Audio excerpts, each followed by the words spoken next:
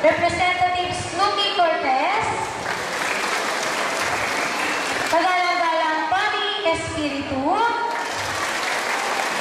ang ating punong barangay, Kagalang-galang Marian Victoriano at ang kanyang lupon,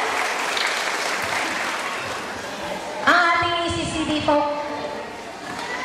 OIC CSWDO, Ginang Dorothy G. Evangelista, ECCD Focal Person, Ma'am Dina Fernando, Libre, Ma'am Maura Blanco, Ma'am Emily Obinia, at Ma'am Ellen Hernandez. At syempre po, nais ko pong ipakilala ang mga kagawad ng ating barangay. Committee in Education, Kagawad Ray Junio,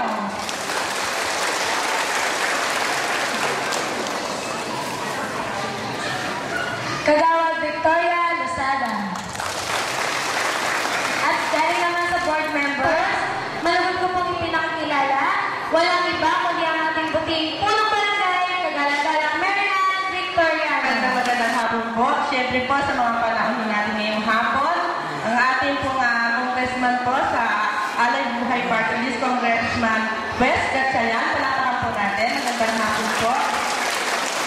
Siyempre po sa mga konsehal ng lungsod ng Valenzuela, mula po sa kinatawan po ng ating konsehala Cora Cortez, Snooki Cortez. Magandang hapon po. At siyempre po sa pangipukonsehal natin ng lungsod, konsehal Tony Espiritu. Palakpakan po natin. At siyempre po kasama ko rin po dito yung mga kagawad po ng ating barangay, kagawad po ng Committee on Education, kagawad Ray Junio, at ang kagawad po naman ng Committee on Health, kagawad Victoria Losada. Siyempre po, wala po tayo lahat dito, kundi po dun sa napakahulagang namamahala o tagapangasiwa ng ating daycare center, ng ating Barangay Bignay. Wala pong iba kundi ang OIC ng DSWD, Ma'am Dorothy Evangelista. At syempre po sa mga staff din po ng ating DSWD na nakaagapay po sa atin sa pag-aaral ng ating mga anak, sila Ma'am Gina Fernando at lahat po ng mga kasama nila. Palakpakan po natin. At nagpapasalamat din po ako sa mga masisipag at magagandang mga guro ng ating daycare mula po sa Northville 2, ang ating pong guru doon, si Ma'am Jenny Soriano. Palakpakan po natin. At sa main naman po, sa Bignay Daycare main ng ating barangay, si Ma'am Lisa Condes. Palakpakan po natin. At syempre po, sa Northville 1 naman po, tatlo po ang nangasiwa dito, ang ating pong mga guro na si Binibining Perlin Serio, si Binibining Mary Grace Alaso, at syempre po si Ma'am Bulan. Palakpakan po natin si Perlin, Ma'am Bulan. Yan po. Sa hapon po ito, ako po ay bumabati sa lahat po na magsisipagtapos, lalo higit po sa mga magulang na naririto po.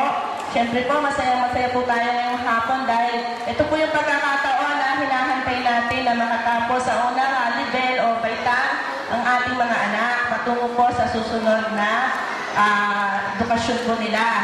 Pwede na po silang mag-kinder.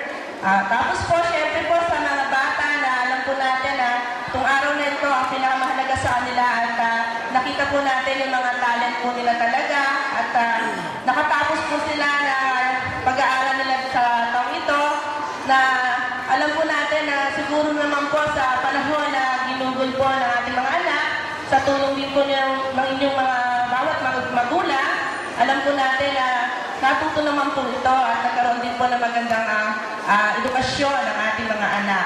Siyempre po sa pagsisikap din po ng mga guro natin.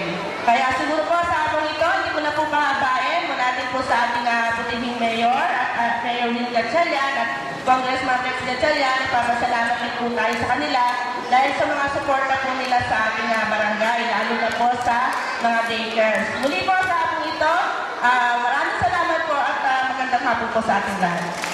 Kung ipapatid ang mensahe ng ating panauwing pandangal, punong lungsod, kagalang-galang Sherwin Gatchalian, nakakatawanin ng Aling Buhay Party List, kagalang-galang Wesley Gatchalian. Tatay natin dito. Magandang hapon po. Parang nangihina na. Magandang hapon po sa inyo. Sa ating mga bata, hello. Yan ho, tinitesting ko lang ho kung gising pa sila. Unang-una po ay gusto ko pong batiin ang ating mga bisita ngayong hapon. Siyempre po kay Kagawad Ray Junio, sa ating pong konsehal Tony Espiritu, sa ating pong punong barangay po, Kapitan Mean, at dito rin po ang representante ni Konsehal Cora Cortez po, si Ginang Snoopy.